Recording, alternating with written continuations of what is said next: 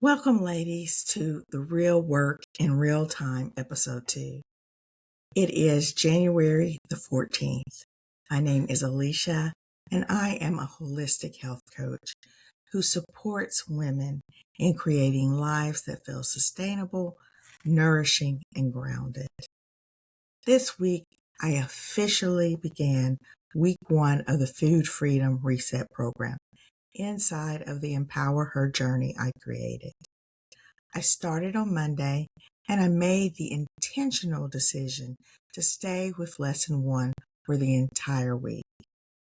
I didn't want to rush past anything, and I wanted time to notice, reflect, and let things surface naturally before moving on.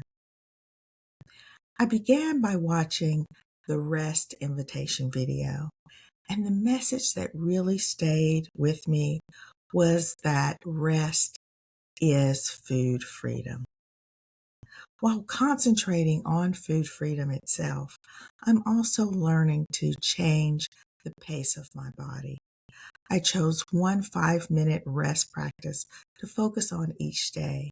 So far for me, that has looked like slowly sipping a warm beverage without doing anything else and actually tasting it, doing a 5-minute meditation, and sitting outside on my deck for 5 minutes, just enjoying the weather.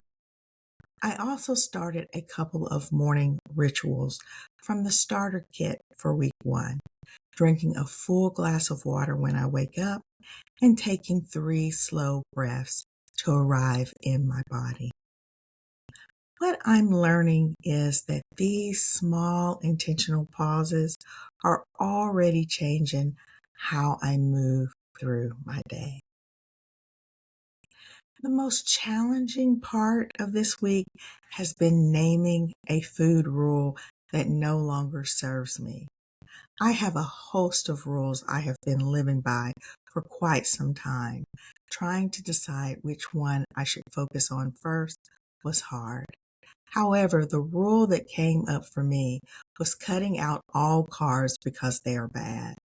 That rule didn't come from one place. It came from years of messaging from doctors, the media, and what I was told by various other people about how bad carbs are. And here's what I realized as I sat with it. This rule has helped me lose weight, but it has never brought me peace.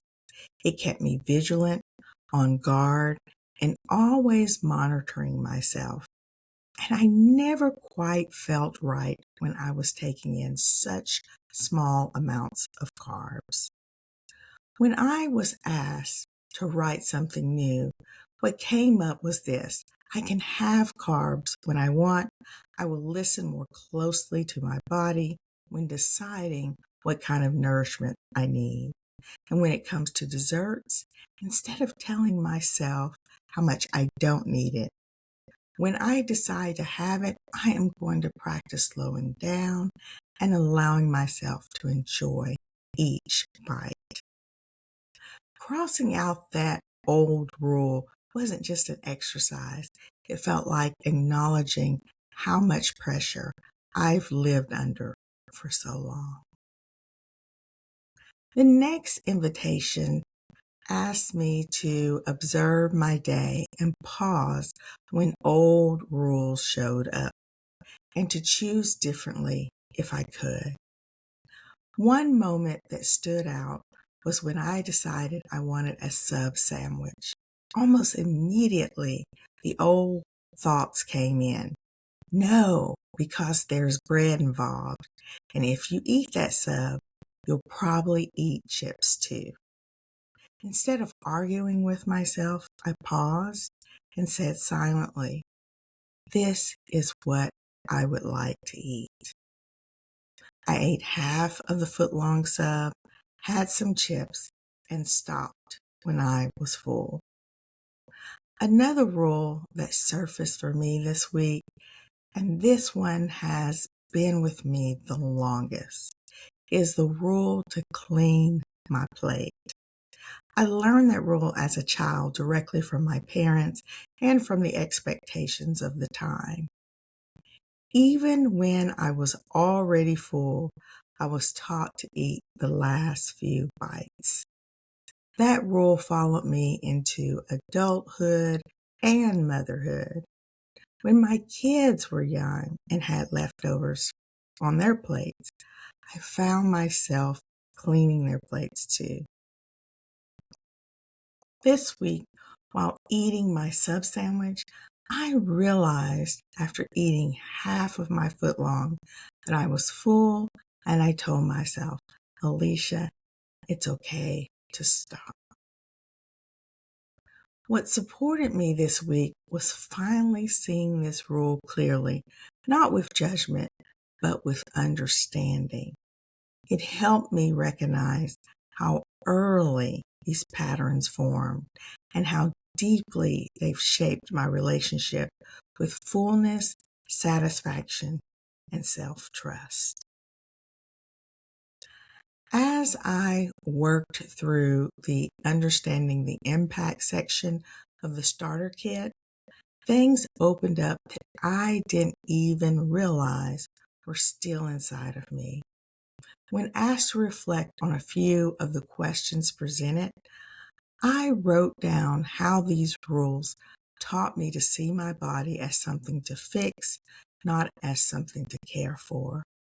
Additionally, I talked about how I've stood in front of the mirror and spoken to myself in ways I would never speak to another woman. How I have wished for a different body, one that felt more acceptable, worthy, and beautiful. Then I wrote about how breaking these rules brought guilt, shame, and fear, and keeping them cost me peace, joy, confidence, and connection. I began to acknowledge that these rules took away my ability to feel at home within myself. And in many ways, they shaped the choices I made, the dreams I delayed, and the love I withheld from myself. What I'm carrying forward into next week is a deeper respect for how much has been living quietly inside me. I didn't know these thoughts were there until I was invited to slow down and listen. I'm carrying forward more compassion for myself and more patience with the process. I'm not trying to undo decades of conditioning in one week. I'm choosing awareness over urgency and honesty over control.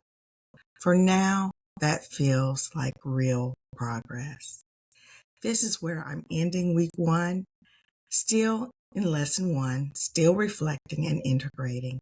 Next week, I'll begin moving into lesson 2, and I will share what continues to unfold. If you're navigating your own relationship with food, body, or health, and you would like to learn more about the Empower Her journey or join my free private Facebook group, you can find the information in the links below. And I'll see you next week right here for the work in real time.